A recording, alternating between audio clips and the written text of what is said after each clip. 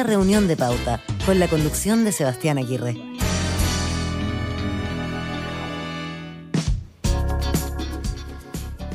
Ya estamos listos para comenzar nuestra edición de Reunión de Pauta. Bienvenidos, si es que ustedes se están sumando a nuestra sintonía aquí en la 100.5 en Santiago, en el 99.1 si estás en Antofagasta, 96.7 en Valparaíso y Viña del Mar, y en 96.7 también en Temuco. Somos Pauta y también a través de pauta.cl. Gracias por acompañarnos en nuestra edición del día de hoy, que por supuesto vamos a dedicar a analizar el resultado de la elección de este domingo. No solo la presidencial, por supuesto la que captaba más atención, también en la parlamentaria. Vienen procesos importantes, hay harto análisis que realizar, ha habido muchas sorpresas. Y eso es lo que vamos a comenzar a desmenuzar a partir de ahora con la interpretación de nuestros panelistas que están conectados ya a esta hora de la tarde. Está junto a nosotros Jimena Clark, economista, exdirectora del Instituto Nacional de Estadísticas, el INE. ¿Cómo está, Jimena? Hola, muy bien, gracias. Gracias por acompañarnos. Hola. También está con nosotros Susana Jiménez, ingeniera comercial, exministra de Energía, ex vicepresidenta de SOFOFA y consejera de la entidad. ¿Cómo está, Susana? ¿Qué tal? Muy bien, gusto verlos. Igualmente. Y Juan Carlos Aijos está con nosotros, abogado, socio fundador de CLA Consulting, profesor de la Escuela de Negocios de la Universidad Adolfo Ibáñez. ¿Qué tal, Juan Carlos? Hola, Sebastián. Hola, Susana. Hola, Jimena. En este día especial, se podría decir, ¿o no? Por post-elecciones, dices tú, ¿no? Por decirlo menos. Con resaca electoral, como le llaman algunos, los que se quedaron hasta más tarde. Está bueno ese término. Sacando cuentas, haciendo análisis y tratando de entender qué fue lo que ocurrió el día de ayer. Probablemente nos tome varios días y algunas semanas quizás el entender cómo se movieron las piezas políticas en este proceso de elecciones generales 2021.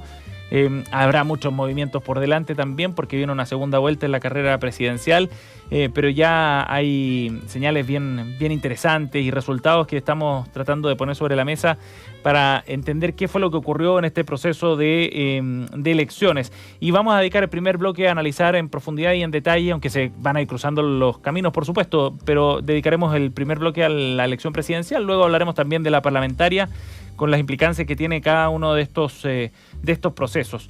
Susana, bueno, tenemos ya este escenario de segunda vuelta con José Antonio Kast, con Gabriel Boric. De este proceso y de este resultado, ¿qué es lo que más te llamó la atención? ¿Qué fue lo que te sorprendió del resultado de la carrera presidencial, Susana? A ver, primero creo que hay que reconocer lo más importante, que es que hubo un proceso rápido, transparente, con buena participación, y eso es algo que nosotros damos por descontado, pero que no es la tónica en el resto de otros países latinoamericanos. Así que, primero, me parece eso muy bueno. Segundo, bueno, a pesar de que las encuestas no se pueden publicar en las últimas semanas, de lo que uno escuchó por ahí, bastante acertadas respecto de lo que pasó, así que la presidencial al menos no fue, creo yo, tan sorpresiva. Yo creo que todos suponíamos que pasaban Boric y Kast, que Kast le haya sacado algo de ventaja también era relativamente predecible, y yo diría que, claro, la disputa por el tercer lugar fue lo más sorpresivo. Al final, Parisi, entiendo que con 99,9% de los votos le sacaba como 900 votos a Sichel. Ahora, igual ese orden es sorprendente, o sea, que el primer y tercer lugar fueran de la centro-derecha y Parisi, que yo me inclinaría a pensar que si bien es un electorado indescifrable, al menos en la vez anterior sus votantes se inclinaron después más por Evelyn Matei que por otro candidato. Parece sorprendente que hayan estado por delante de la representante de la centroizquierda, Yasna Proboste, que llega en un quinto lugar. Yo creo que eso sí fue relativamente inesperado. Jimena.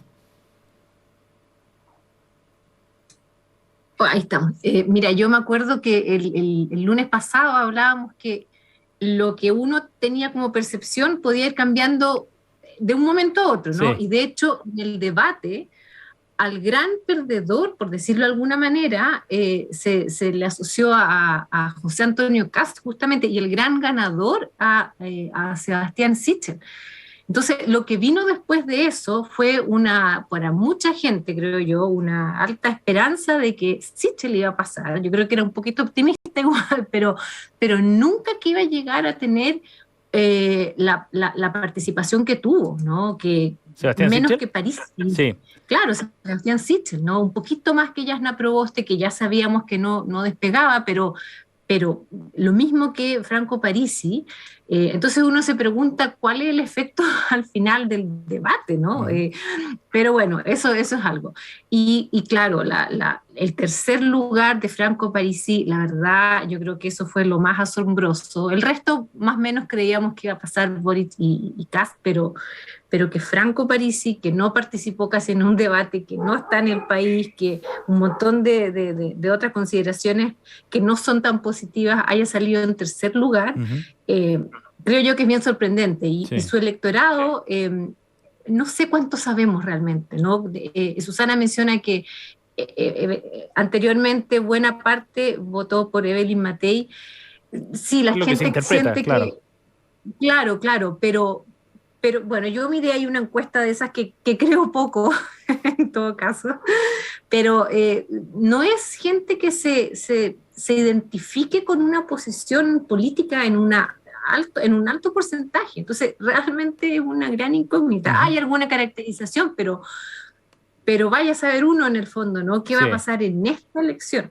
Ya vamos a ir analizando algunos temas más en detalle y vamos a poner la lupa también, por supuesto, sobre lo que logró Parisi y el Partido de la Gente, que logra también representación parlamentaria. Juan Carlos. A ver, me sumo a lo bueno del proceso, a la participación, a las encuestas que estuvieron bastante cerca, bastante aceptadas en lo que es la presidencial. Y desde ese punto de vista, claro, cuando uno mira los resultados, no hay mayor sorpresa en relación a lo que venía conversando en las últimas semanas, más allá de, como dice Jimena, el efecto o no que podría haber tenido el debate, y que aparentemente no lo tuvo. Ahora, por obvio que parezca, creo que es necesario hacer notar los resultados de esta elección presidencial en comparación con todas las elecciones presidenciales previas desde la vuelta a la democracia. Esta es la primera vez desde el año 90, del año 89, que quedan fuera de la segunda vuelta los dos bloques mayoritarios, los dos bloques grandes que le dieron estabilidad a este país durante todo ese periodo. Por un lado, lo que podríamos llamar la exconcertación, y por otro lado, Chile Vamos, Alianza, el nombre que se quiera darle. Ninguno de los dos pasa segunda vuelta, y es primera vez. La elección anterior del año 2017, Piñera aventajó a Kast por 30 puntos. Por 30 puntos. Y hoy día esto se invierte, entendiendo que Sichel de alguna manera es el representante de precisamente esas fuerzas. Kast hoy día más que duplica a Sichel. Y por el lado de la centroizquierda, la vez pasada, ¿no es cierto?, Guillé le había sacado 2 puntos a Beatriz Sánchez. Pero hay que sumarle los 6 puntos que había sacado también Carolina Goich porque fueron separados. Por tanto, eran más o menos 8 puntos de diferencia. Y hoy día, el representante de esas fuerzas más de izquierda, de nuevo, más que duplica a la representante de esa exconcertación, centro-izquierda. No son temas menores. Esto último era una tendencia que se venía observando ya desde el año 2009, si se quiere. Lo de la centro-derecha es algo completamente del momento. O sea, Kast hasta hace un mes y medio no figuraba como posibilidad para la segunda vuelta. Entonces creo que ahí hay algo bien coyuntural en comparación a lo que pasa en la izquierda o centro-izquierda, que es más estructural. Pero la constatación no es menor. Una que podía anticiparse, otra que se produce en los últimos 2 meses como vueltas dentro de los propios sectores de centro-derecha, centro-izquierda. Lo de Parisi, que aunque las encuestas lo habían dicho, sorprende bastante. Nosotros mismos en este programa habíamos más o menos dicho que iban a haber 3 muy parecidos ahí. Parisi, Jasna Proboste y Sichel, que es lo que ocurre. Ahora, si uno hace una retrospectiva desde el año 2009 hacia adelante, el año 2009 es realmente el punto de quiebre, creería yo, cuando aparece como una tercera fuerza distinta al establishment. Y ese es en ese momento Meo, que saca el 20%. Claro, sí. Pero después del 2013 pasa algo parecido, ¿no es cierto? Entre Meo, Parisi, un poco más, llega más o menos al 20%. En el año 2017, Beatriz Sánchez no es parte del establishment y obtiene cerca de ese 20%.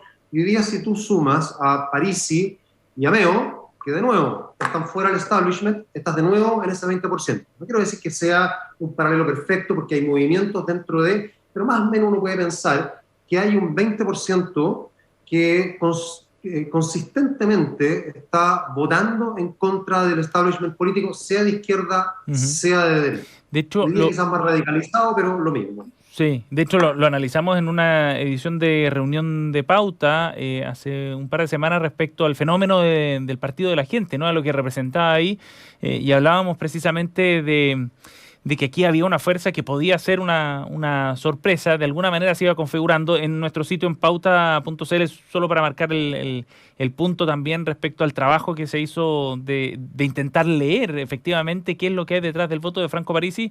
Hay a lo menos 6 artículos donde se aborda el fenómeno del Partido de la Gente en términos de estrategia, de los votantes, de sus principios. También hay varias notas para tratar de abordar lo que ocurrió con esa votación. Ahora, hay un tema bien interesante que tiene que ver con cierta distribución geográfica de las votaciones que me gustaría que pudiéramos mirar. Jimena, hay un cierto voto más cargado para José Antonio Kast, fundamentalmente en la zona sur. Entre el Maule hasta Aysén ganó José Antonio Kast, fue la primera mayoría. También en Arique, Parinacota y Tarapacá. Franco Parisi, por otra parte, obtuvo buena parte de su votación en la zona norte, precisamente. De hecho, llegó a ganar en Antofagasta. Y Gabriel Boric, por otra parte, se concentra su votación acá en la zona centro. Valparaíso, la metropolitana, Coquimbo, también Magallanes, por razones obvias, desde allá. Pero pareciera haber cierta fragmentación ahí de votos bien interesante. ¿Se pueden sacar algunas conclusiones también en relación a los problemas que vive cada una de las zonas, a características también? ¿Cómo se puede hacer esa lectura, digamos, geográfica de la distribución de las tres primeras mayorías? Claro, por un lado, tú bien lo describiste, está muy marcada la presencia mayoritaria de cada uno de ellos. Partiendo por lo más fácil tal vez, ¿no? Boric muy concentrado en la región metropolitana, y eso refleja tal vez lo que mucha gente desde las otras regiones reclama, ¿no? Que hay un segmento de quienes están tomando decisiones en política que es absolutamente centralista, más allá de que Boric es de Magallanes, ¿no? Sí. Pero en Magallanes tampoco tuvo una participación tan alta, tan diferente, por ejemplo, con respecto a José Antonio Kast. Boric tuvo un poquito más de 30% y Kast casi 28%, versus en la Araucanía, donde José Antonio Kast tuvo más de 40%, y sabemos que era su región fuerte y todo. Entonces, primera cosa es eso. Segundo, creo yo que está muy relacionado con el relato, ¿no? Que ellos explotaron en el buen sentido, ¿no? Entonces, tenemos a un Kast refiriéndose a temas de delincuencia, violencia, y con un mensaje muy fuerte en términos de prometer poner orden, básicamente, ¿no? Y por otro lado, y eso se recepciona, diría yo, desde el Maule en forma fuerte hacia arriba, hacia el sur, hacia el sur, sí. No hacia arriba, hacia el sur. Y Parisi, sorprendentemente, llega a un norte que se solía asociar a la más bien centro-izquierda, y al parecer su electorado es, claro, gente joven, probablemente muchos primera vez con educación superior, y que sienten de alguna manera que lo que esto es de nuevo, son estos focus que se hacen y un par de encuestas, pero que probablemente sienten que lo que ellos tienen es a producto de su propio esfuerzo, que es un poquito también el relato que les ofrece o les vende Parisi, ¿no? Entonces, y claro, ellos dos, José Antonio Kast y Franco Parisi, van a cubrir segmentos territoriales que desde el centro no se cubren, ¿no? Entonces, es muy marcado, es muy interesante, y eso además da espacio para que la estrategia que tengan tanto Kast como Boric digamos, pueden hacer una estrategia muy, muy focalizada justamente con estos resultados que se obtuvieron. Claro, en función de los temas que marcan en esas regiones, que son determinantes en esas regiones. Susana. Sí. Sí, mira, yo coincido obviamente, así lo han mostrado las estadísticas, cómo se ha distribuido regionalmente la votación. Uh-huh. Yo creo que lo más interesante que uno interpreta acá es ¿qué busca la gente? Y la gente no está en las grandes discusiones conceptuales, ideológicas, ni en los macro temas que de alguna manera se han tomado las discusiones de política pública. Uh-huh. Estoy pensando en, por ejemplo, los temas que están viendo en la convención, el ecocentrismo, la plurinacionalidad, la discusión de género.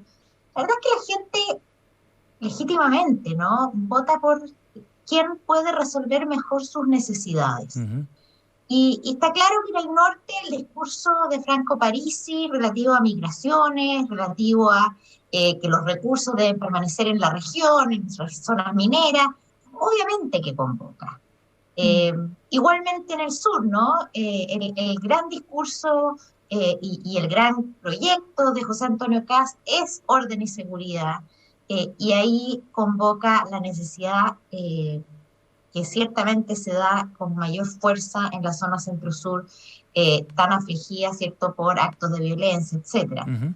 Y bueno, y Boric acá en la metropolitana donde es más fuerte, con temas tal vez más progresistas, pero que son, yo diría, una discusión más de élite. ¿Ah? Ajá. Entonces, yo creo que es fiel reflejo las preferencias de lo que la gente busca, que es que le resuelvan sus problemas. Y yo creo que eso, ahora resumiendo a nivel general, nacional, yo creo que lo que reveló esta votación es que acá no hay ni espíritus refundacionales, ni hay un hastío generalizado con el modelo neoliberal, que ha sido un poco las discusiones que hemos escuchado en la política más amplia. Y que fueron algunas de las conclusiones que salieron incluso después de la elección del plebiscito, por ejemplo, o de los convencionales constituyentes.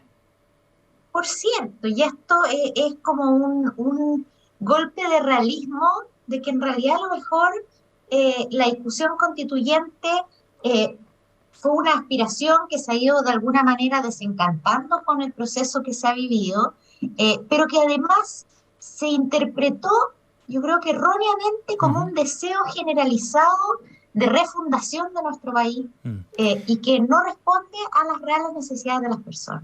Juan Carlos. A ver, esto último creo que es bien de fondo, pero antes de entrar a eso hay que probablemente hay que mirarlo también a la luz de las elecciones parlamentarias. Y sí coincido, ¿no es cierto?, como las necesidades que se perciben en diferentes regiones son distintas y por lo tanto, de acuerdo al discurso de cada uno de los candidatos, va a tender a tener más o menos votación. Ahora, hay una cosa que es interesante transversalmente, que si uno lo ve, ¿no es cierto?, puede ser desde el punto de vista de regiones, ¿no es cierto?, o sea, de geografía. Pero por otro lado, lo que ocurre, ¿no es cierto?, es que Boric tiende a sacar votaciones más altas que Kast en las metrópolis. Si excluimos a Concepción, que está un poco metido ya hoy día en la problemática de la Araucanía, pero es básicamente Santiago, toda la zona de Valparaíso, Viña del Mar y después Coquimbo, La Serena. En esas metrópolis gana Boric. Uno podría atribuirlo a, bueno, es el centro del país, pero también a ese fenómeno que está mencionando un poco Susana, que es que las metrópolis tienden, esto en el mundo entero, a tener un discurso o estar en un lugar más progresista. Por lo tanto, los discursos de transformación y qué sé yo, tienden a permear más en las metrópolis en comparación a lo que ocurre en el resto de los países, en el resto del país y en los países. Entonces, no deja de ser interesante que aquí puede estarse generando una suerte de clivaje de metrópolis, que están fundamentalmente representadas en Santiago típicamente, versus el resto del país, que no es menor, mirado desde ese punto de vista. Y eso típicamente tiene que ver cuando los temas que están marcando la agenda tienen un contenido valórico y por lo tanto hay algo que es más progresista y otro que es más, en ese sentido, no sé si conservador o al menos preservador de un cierto status quo. Lo otro, yo coincido que esta elección de alguna manera marca el que aquí no podemos hablar de refundación, que no es que haya una gran mayoría en esa lógica. Y creo que es importante como mensaje. Ahora, al mismo tiempo, no se puede hacer ese análisis sin considerar que la coyuntura que estamos viviendo, que es una coyuntura de altísima incertidumbre, no solamente dada por la discusión ideológica, sino que también dada por lo que pasa en la Araucanía, también dada por la inmigración, también dada por el fenómeno económico, tiende siempre a bajar los decibeles respecto de la expectativa de cambio. La gente se vuelve más conservadora inmediatamente, menos proclive al cambio. Entonces, una pregunta interesante de hacerse es ¿cuál habría sido la votación si es que no estuviésemos en un momento de tanta incertidumbre? Más allá de lo ideológico, que por supuesto produce ruido, pero hay bastante más ruido que el solo el ideológico. Y lo dejo ahí por el momento, porque creo que vale la pena tener eso como alternativa de interpretación también. Sí, buen punto de partida para pensar, Jimena, también en lo que viene en la segunda vuelta. ¿Cómo se va a encarar este proceso a tu juicio? ¿Qué pasos van a ir dando los candidatos para tratar de obtener los votos suficientes y ganar la presidencial? Bueno, aquí va a depender mucho de los acuerdos, las nuevas alianzas que hagan, y por supuesto los mensajes también, porque yo al revés, digamos, cuando se habla de esta idea refundacional, yo creo que la gente sí quiere cambios, y de hecho eso está demostrado en la composición hoy día, ¿no? Del Parlamento, de la Cámara de Diputados, y nosotros estamos todavía con esto del derecha, izquierda, ya, ok, los extremos, ¿no? O el centro. Sí. Pero probablemente el surgimiento de nuevos partidos y lo mismo, la muerte de los partidos, algunos recientes que empiezan a desaparecer, nos lleva a otro tipo de configuración de partidos, y eso es cambio. Y si lo llamamos refundacional como algo, qué sé yo, caótico o no, es otra historia, ¿no? Entonces yo creo que sí quieren cambio y se está reflejando, ese en primer lugar. Segundo, claro, ¿qué va a pasar ahora o cómo van a ser las estrategias? De nuevo, aquí el gran tema que va a existir es el de la gobernabilidad, ¿no? ¿Cuál de las alianzas nuevas que se formen y que se evidencien va a dar mayor confianza al electorado de que vamos a llegar a un país en donde las cosas se pueden avanzar, digamos, ¿no? Pueden cambiarse las que se requieren cambiar, pero con un cierto orden, ¿no? Y por un lado, los equilibrios que ya se empiezan a ver, relativos equilibrios en ambas cámaras, bajan bastante la incertidumbre, ¿no? Pero no es suficiente en ningún caso, ¿no? Sí. Pero va a depender de eso, básicamente de las alianzas y bueno, me imagino yo que la reescritura de algunos programas además, que son lo que generó más, qué sé yo, más crítica en la primera vuelta. Sí. ¿Susana? Un comentario nomás a lo que decía Jimena, que refundar significa volver a fundar, no es hacer cambios. Por supuesto que hay que hacer cambios, nadie pretende decir que esta votación es un voto al statu quo, ¿ah? Pero refundar tiene una connotación distinta, a mí me parece al menos. Respecto de anticipos de segunda vuelta, yo creo que va a ser un escenario extremadamente reñido, tal como dice Jimena, va a depender mucho y cómo se logren configurar e internalizar los proyectos programáticos de otros partidos. Yo creo que la buena noticia es que esto obliga a que todos se moderen, todos se muevan hacia el centro.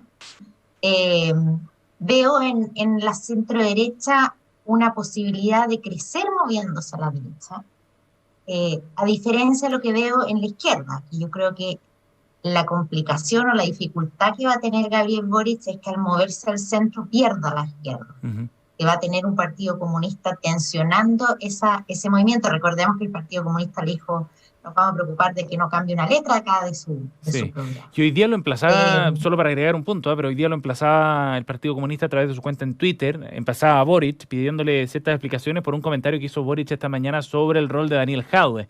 Decía que no iba a llegar a la moneda Jadwe, en su gabinete se entiende, porque buscaba más transversalidad, ¿no? Hablando de estos roces precisamente que ya se generan y tensiones pensando en la segunda vuelta.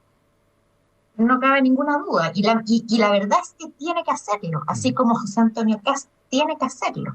¿Y para quién será más fácil este proceso, Susana? Yo pienso, por lo que dije antes, que es más fácil para Kast. Porque, primero, porque lo ha manifestado expresamente.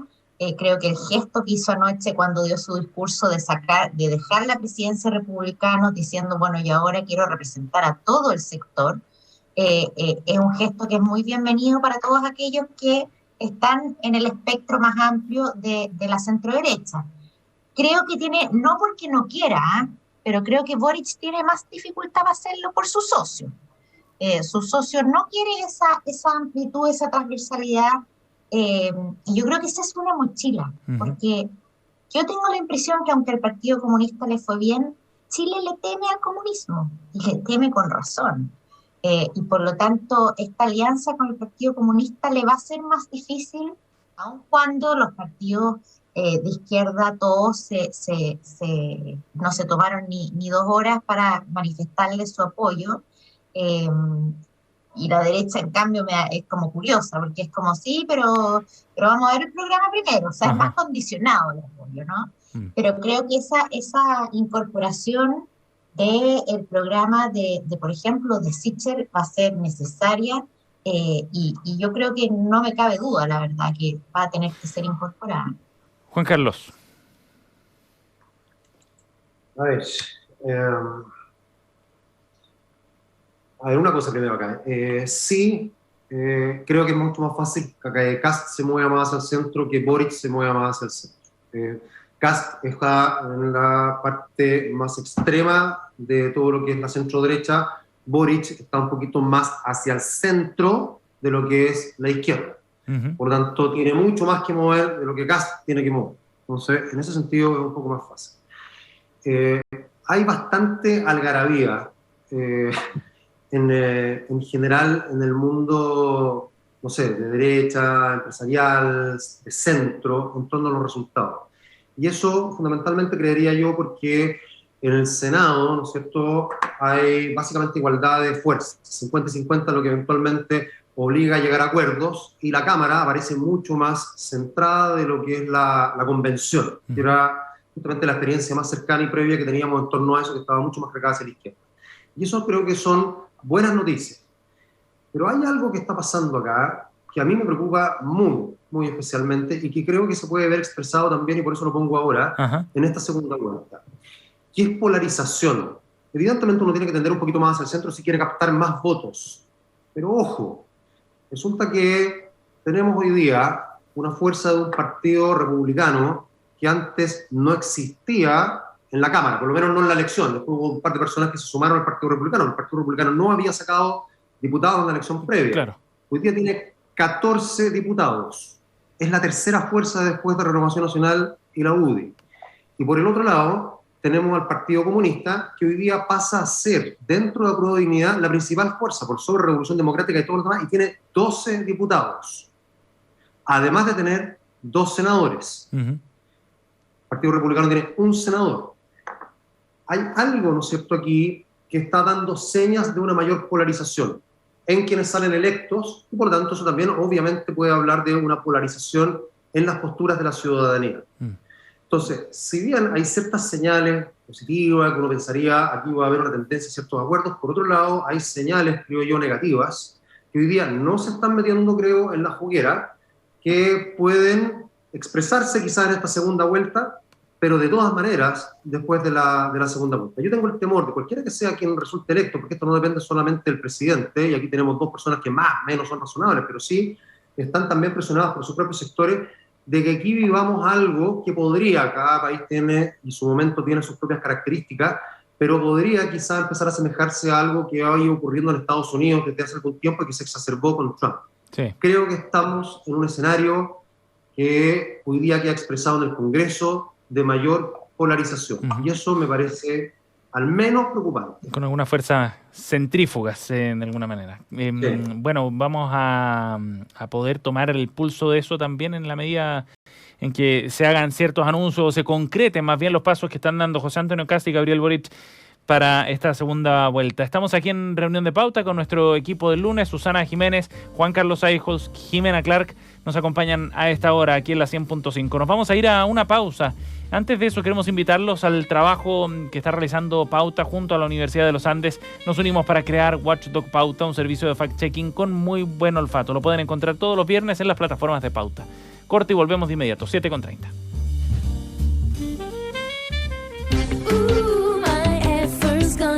Tú sabes que hay muchos ingenieros especialistas, ¿verdad? Ingenieros industriales, ambientales, comerciales, informáticos, agrónomos. Y sabes que hay muchos bancos, pero hay bancos y bancos. Banco Internacional es un banco especialista, con soluciones precisas y a la medida. Porque si de tu empresa se trata, es tu mejor elección. Banco Internacional, expertos en banca empresa. Contáctanos en bancointernacional.cl o al 600-363-5000. Infórmese sobre la garantía estatal de los depósitos en su banco en www.cmfchile.cl.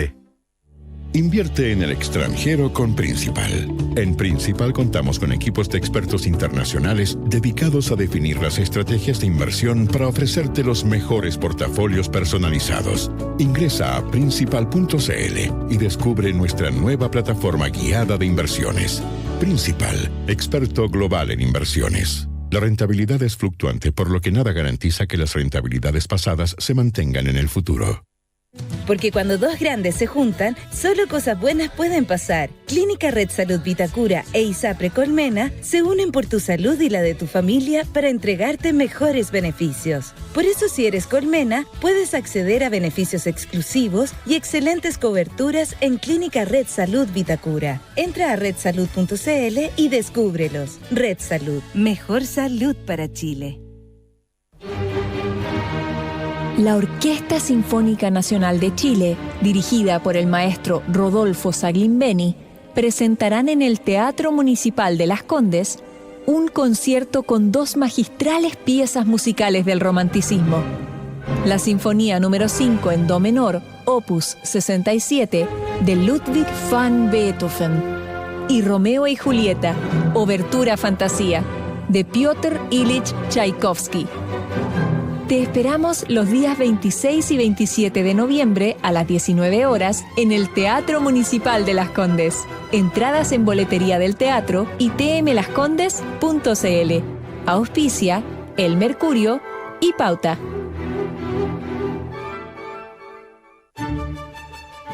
En una nueva edición de los seminarios Hablemos en Pauta, Pauta y Decide Chile by Unholster te invitan al encuentro Desentrañando los resultados políticos del 21 de noviembre, en el que participará el economista, director de Data Science de Unholster y fundador de Decide Chile, Cristóbal Uneus. Sigue este encuentro el martes 23 de noviembre a partir de las 19 horas a través de nuestro streaming en www.pauta.cl. Pauta, hablemos de verdad.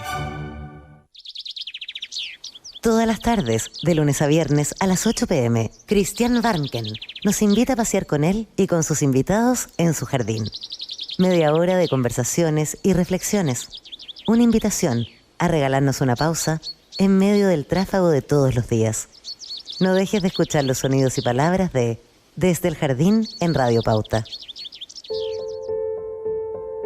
En Pauta, escucha, lee, sigue y vive las noticias. Conversemos de lo que realmente te interesa. Actualidad, negocios, cultura, deportes, ciencia, tendencias y más. Pauta, hablemos de verdad. Reunión de Pauta, un espacio para conversar y analizar la actualidad. Pauta, hablemos de verdad. 7:34, estamos de vuelta. Nuestra efeméride del día de hoy, también para marcar el inicio de nuestro segundo bloque. 22 de noviembre del año 1984 y nace en Nueva York la actriz Scarlett Johansson, destacada por una serie de películas, entre ellas por su rol en el universo cinematográfico de Marvel, como La Viuda Negra, por ejemplo, aunque previamente había tenido otros roles bastante destacados también. Participó en la película The Perfect Score, Vicky Barcelona, Fall, In Good Company, The Island, entre otras. Y estamos recordando el cumpleaños de esta destacada actriz de Hollywood, Scarlett Johansson, que nació un 22 de noviembre del año 1984. En nuestro panel aquí en Reunión de Pauta, junto a Susana Jiménez, Juan Carlos Eijols y Jimena Clark, que estamos analizando este proceso de elecciones. No hay noticias coladas. Hoy día nos dimos la licencia para cambiar un poco la estructura de nuestro programa y analizar en detalle lo que ocurrió en la elección parlamentaria. Y acá sí que hay muchísimo paño que cortar, ¿no? Porque la conformación del Congreso quedó bien interesante. Entran fuerzas nuevas, el Partido Republicano entra con un senador y 14 o 15 diputados, entra el Partido de la Gente también a la Cámara Baja, hay partidos que se fortalecen, otros que se debilitan. Hay varios puntos que podríamos analizar. Nuevamente le voy a pedir una mirada general también respecto a cómo quedó compuesto el Congreso, que sin duda va a ser súper importante para ver qué es lo que podrá hacer efectivamente el próximo gobierno, gane quien gane. En ese sentido, Susana, ¿cómo ves tú la conformación con la que quedó el Congreso y este nuevo balance de poder que se da ahí en la Cámara Baja y en la Cámara Alta? Bueno, en la Cámara Alta claramente se recupera una suerte de equilibrio.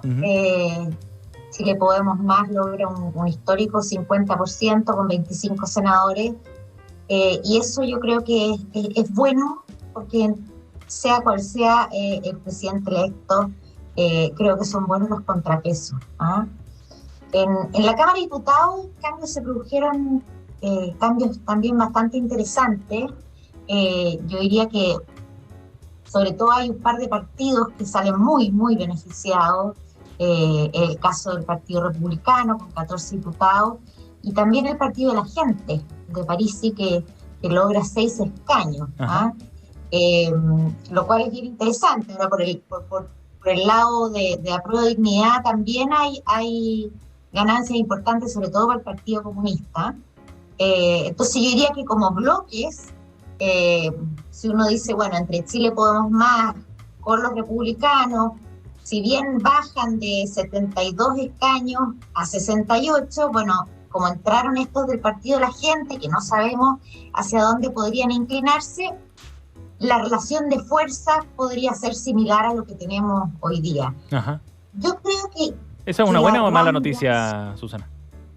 Yo siempre creo que tiene que ser equilibrado. Yo creo que eso permite mejores discusiones, permite acuerdos, permite negociaciones, porque ya sabemos cómo es cuando hay aplanadora, pues, basta ver la Convención Constitucional. Sí. Ahora, para mí, el gran perdedor como pacto, y lo digo con pesar, es el nuevo pacto social, o sea, que es en el fondo Partido Socialista, PPD, Democracia Cristiana, que tenían 51 diputados y hoy día tienen 37. Claro. Y eso es bien increíble, porque como que se desvanece la centroizquierda, que solo para hacer memoria, en sus mejores momentos, en la Cámara de Diputados tuvo más del 55%, hoy día tiene el 17%, y en el Senado también un 55%, que hoy día es un 36%. Es decir, hay una descapitalización electoral bien brutal, que yo asocio a que no supieron defender su legado. Y entonces eso se traduce en que en sectores como la región metropolitana, esto lo conversamos el lunes pasado, desaparecieron. Sí, 37 diputados para nuevo pacto social. La fuerza principal en ese bloque es la del Partido Socialista, que quedó con 13 diputados, y el bloque completo tiene los mismos que tiene Apruebo Dignidad, 37, sin contar a otros que uno podría vincular con Apruebo Dignidad, por ejemplo, el Partido Humanista, entre otras fuerzas, el Partido Ecologista Verde. Juan Carlos.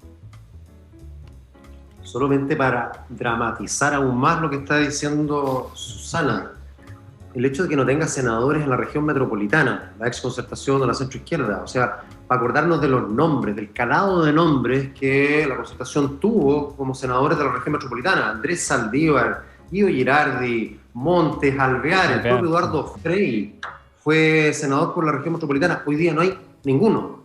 Es muy impresionante. Sí. Yo coincido que sí, esa es una de las principales noticias acá, ¿no es cierto? Básicamente ya como va desapareciendo la exconcertación. Es interesante mirarlo esto en la votación de la Cámara. La Cámara es probablemente lo más representativo, por un lado porque en todo el país los senadores son en determinadas regiones solamente, y porque además la elección de senadores siempre tiende a ser un poco más estratégica. De hecho, el que haya sacado 50% de los escaños, la centro-derecha, obedece mucho a estrategia política, a cómo se formaron los pactos, a quiénes fueron. En cambio, en la Cámara es más difícil lograr eso por el número de gente que es, por lo disperso que resulta. Es bien interesante esto. Hay solamente 3 partidos que a nivel de diputados, de votación de diputados, superaron el 10%, que son el RN, la UDI y el Partido Republicano, que está por sobre el 10%. Ajá. Queda muy parecido uno a otro. En ese orden, RN, UDI, Partido Republicano, pero todos cercanos al 11%. Después viene esto increíble, el Partido de la Gente, con 8% de votación como partido. Después viene el PC, Partido Comunista, con 7%. Y después no hay... todos los demás vienen de 5% para abajo. El primero, el Partido Socialista, en torno al 5%, y de ahí no hay ninguno que siquiera llegue al 5%. Como nota, el Partido Ecologista Verde tiene más votación que la Democracia Cristiana. El Partido Ecologista Verde tiene más votación que la Democracia Cristiana a nivel de diputados. ¿A nivel de diputados? A nivel de diputados. Ajá. Lo que revela el cambio. O sea, es bien fundamental. Ahora, yo insisto, por un lado hay una renovación, claramente ya queda la Concertación por debajo de Apruebo Dignidad, pero al mismo tiempo Apruebo Dignidad está bastante concentrado en el Partido Comunista, que es la fuerza mayoritaria. Uh-huh. Insisto en esto de la polarización. Sí. Bueno, hay fuerzas que están en los extremos de izquierda y de derecha que hoy día toman fuerza, antes no la tenían. Quizás una cosa sintomática es dentro de la propia centro-derecha. Evópoli, que es un partido más de centro, venía con muchísima fuerza, había sacado una extraordinaria votación en el 2017, le había ido bien a nivel de concejales. Sí. Hoy día disminuye de 6 a 4 diputados. Y de nuevo lo digo, el Partido Republicano, que no tenía ninguno, pasa de 0 a 14. Es decir, dentro de la centro-derecha es como que si se moviera de Evópoli hacia el Partido Republicano. Sí. El Partido Comunista queda con 12 diputados dentro de los 37 que tiene Apruebo Dignidad. Desbanca así como la primera fuerza en la Cámara Baja, Revolución Democrática, que tenía 8 exactamente, para precisar el punto. Jimena. En términos de números, creo que ya han hecho una buena descripción. Efectivamente, lo que uno ve aquí es, no sé si decir la muerte, pero claramente la mucho menor presencia de lo que eran los partidos de la ex concertación y el surgimiento de los partidos nuevos. Yo creo que aquí lo más interesante en los años que se vienen es cómo se van a desenvolver estos nuevos partidos, ¿no? Y de nuevo, eso está asociado a cuáles son los temas que mueven a las personas, ¿ya? Esta diferencia izquierda-derecha no parece que ya está más que en el pasado. Entonces ahora son temas como recién Juan Carlos decía, el Partido Ecologista Verde, y así otros temas más. Entonces yo creo que más allá de que efectivamente tanto el Congreso como la Cámara de Diputados parecen estar bastante equilibrados, con la diferencia que no son los mismos partidos de antes, ¿no? Son nuevos partidos, sobre todo por el lado de la centroizquierda. Lo interesante va a ser ver cómo, por un lado, crecen esos nuevos partidos, los que crecen, porque puede que haya algunos que de aquí a poco también vuelvan a desaparecer, y cuáles van a ser los partidos de la concertación que después de algún periodo, me imagino yo, de reflexión y de autoevaluación muy estricta, perduren en el tiempo. No me extrañaría que un par de partidos ahí desaparezca también. Claro, sí, se van perdiendo cierto apoyo. Ahora, en este proceso de cambio, de renovación de la Cámara, del Senado, por la forma en la que quedan balanceadas las fuerzas, se abre un escenario también de obligación a conversar, ¿no? Y a tratar de ir buscando acuerdos, sobre todo en el Senado, Jimena. Claro, y aquí yo creo que algo que no hemos hablado mucho, pero también va a ser súper relevante la actitud que vaya a tener la oposición, ¿no? ¿Qué tan constructiva va a ser esta oposición? Porque si seguimos con estas confrontaciones y todo lo que hemos venido viendo quizás en los últimos, no sé cuántos, 10 años, va a seguir la desconfianza, van a cambiar las caras y cambian los partidos, pero va a seguir la poca legitimización a nuestro Congreso, y eso es lo último que queremos, ¿no? Entonces, no depende solo del gobierno, depende también de qué tan constructiva vaya a ser la oposición, que va a influir en cómo van a ser los acuerdos y las alianzas, y cómo se va a avanzar en los diferentes proyectos y las muchas demandas que todavía están pendientes, ¿no? Yo soy más bien escéptico en relación a esto de los acuerdos. Sí. O sea, me encantaría pensar que va a ser así, el que haya un 50 y 50 en el Senado te dice, oye, puede que volvamos a la política de los acuerdos, que es lo que ocurrió durante los años 90. Pero la realidad que estamos viendo hoy día no es comparable con esa realidad de los años 90. Entonces, más bien, lo que uno puede pensar es que hay poder de veto para seguir un poquito en la lógica en la que hemos estado en los últimos años, donde simplemente no hay acuerdos para aprobar proyectos que son relevantes para la gente. Entonces, yo, de nuevo, soy un poquito más escéptico, creo que esto se ha atrincherado, que los discursos están bastante en las antípodas, y que probablemente lo que vamos a encontrar es un escenario donde no hay fuerzas dispuestas a ceder para llegar a esos acuerdos, y que dentro de un sistema proporcional además van a estar buscando de nuevo ganar un poco más representación en la elección siguiente, escondiéndose detrás de las negativas de otros partidos a votar. Y además esto hay que cruzarlo, por supuesto, con la convención constituyente. O sea, al mismo tiempo vamos a estar discutiendo cosas relevantes, valóricas, donde hay mucha ideología de por medio. Por tanto, veo poca propensión a acuerdos, más veo propensión a polarización, desgraciadamente. Oye, Susana. Si me permiten una reacción a distintas cosas que han dicho. Sí. O sea, Juan Carlos, claro, puede que tenga razón de que un escenario de más cercano 50-50 no necesariamente signifiquen acuerdos, y que de hecho los grupos minoritarios van a tener un peso gigantesco al ser los votos bisagra. Pero yo creo que sí es importante la señal que entrega, y vuelvo a lo que hablábamos al principio, o sea, este no es el país del 80-20, es un país mucho más equilibrado, y eso ojalá que lo tengan a la vista los convencionales y también los candidatos presidenciales que tienen que convocar y ser gobierno para una constitución para Chile completo. Yo creo que si uno quiere ver equilibrio de partidos va a ser interesante, yo no tengo las cifras, pero ver el tema de los core, de los consejeros regionales. Entiendo que la centro-derecha sacó del orden del 60%, o sea, una cifra bien grande. Sí. ¿Y por qué lo digo? Porque a diferencia de las elecciones presidenciales y parlamentarias, que muchas veces es más la persona que el partido, en la elección de los consejeros regionales, yo creo que de los que nos escuchan, ¿cuántos conocían al candidato por el cual votaron? Deben ser muy pocos. Entonces ahí hay un voto más de fidelidad hacia los partidos que resulta interesante. Por el contrario, aun cuando uno pueda sacar cuentas más o menos alegres en la composición del Congreso, uno tiene que fijarse en quiénes fueron elegidos. Y lo que hemos visto en el pasado es que, aun cuando tienen afiliaciones políticas de un lado o el otro, lo cierto es que muchos han votado contra la general posición de su coalición. Puede haber incentivo a los díscolos. A los díscolos, y eso, por supuesto, es un problema. Dos cositas más, si me lo permiten. Yo creo que Juan Carlos ha repetido mucho el tema de polarización. Yo no sé si hay polarización. Yo creo que acá hay un sinceramiento de posiciones.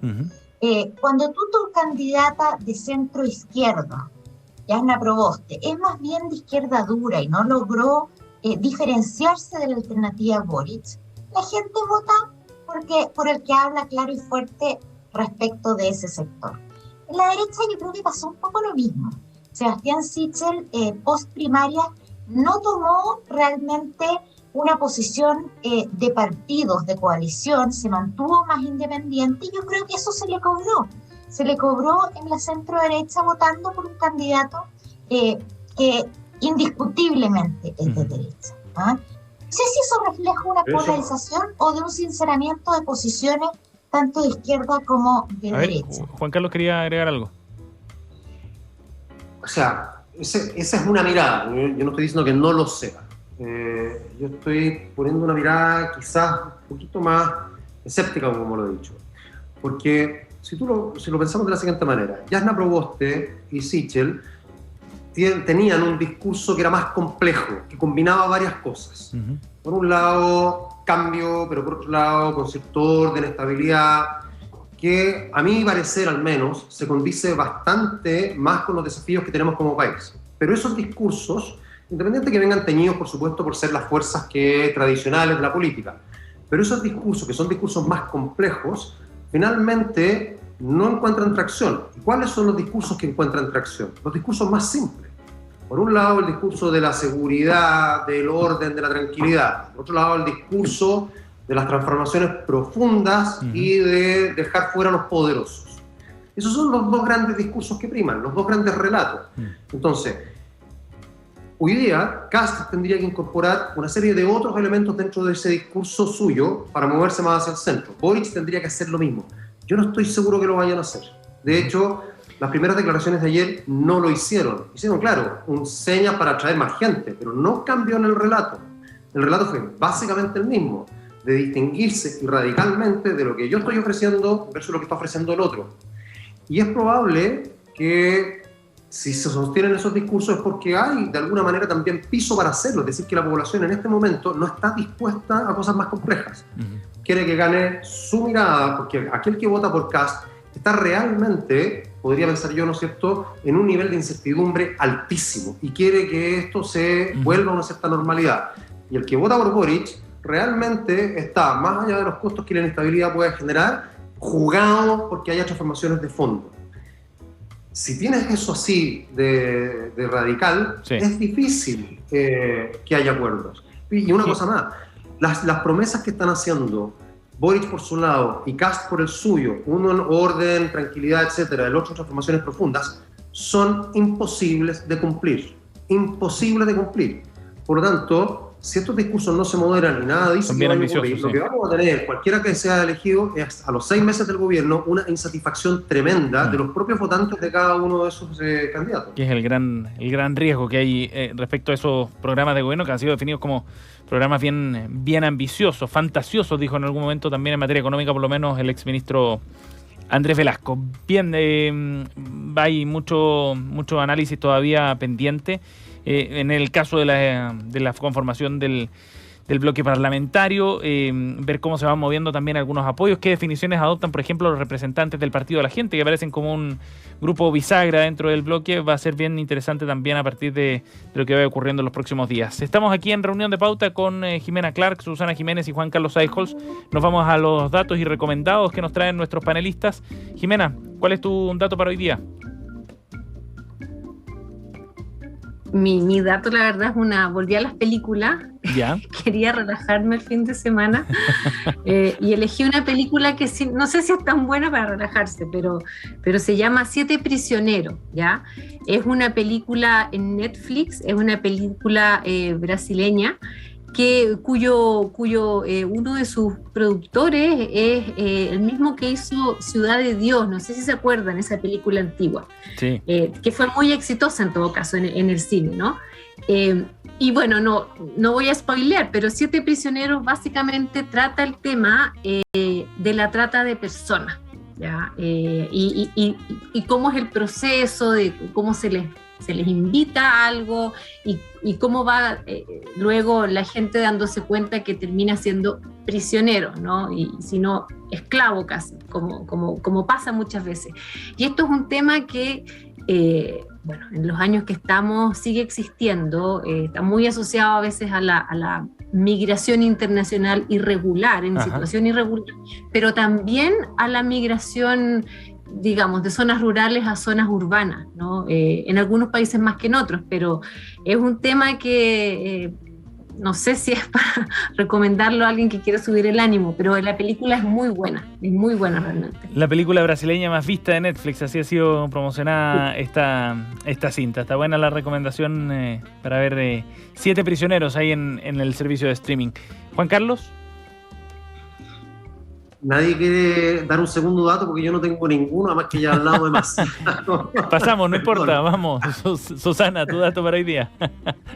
Oye, yo también traigo una película, la película Duna, no sé si ya la vieron, es una película de ciencia ficción del año 2021, es la primera entrega de 2 películas que se basan en la novela del mismo nombre, ya del año 65, de Frank Herbert, yo lo digo así como alemán, pero puede ser como en tono francés, no sé.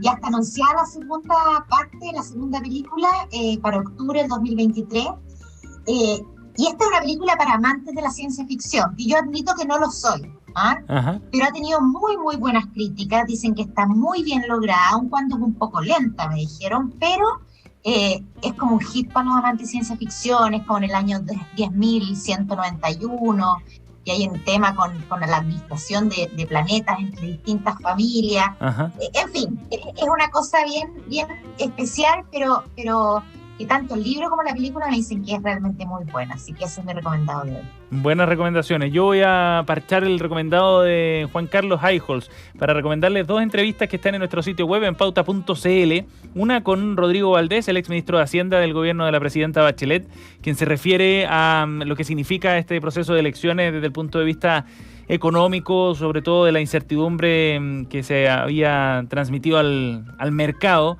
Está bien interesante su punto de vista, asegura que los escenarios malos o complejos para el mercado ya se han terminado.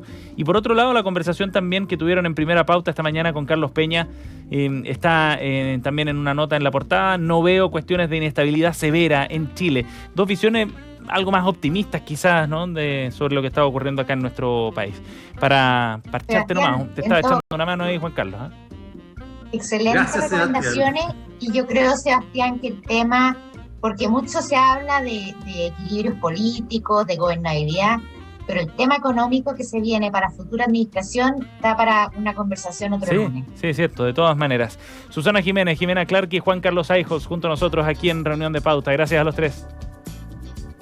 Chao. Que estén muy bien. Chao.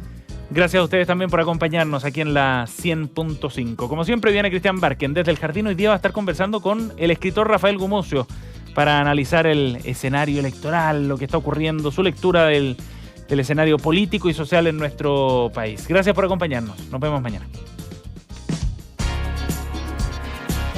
Acabas de escuchar 1 hora de conversación y análisis con punto de vista. Esto fue Reunión de Pauta.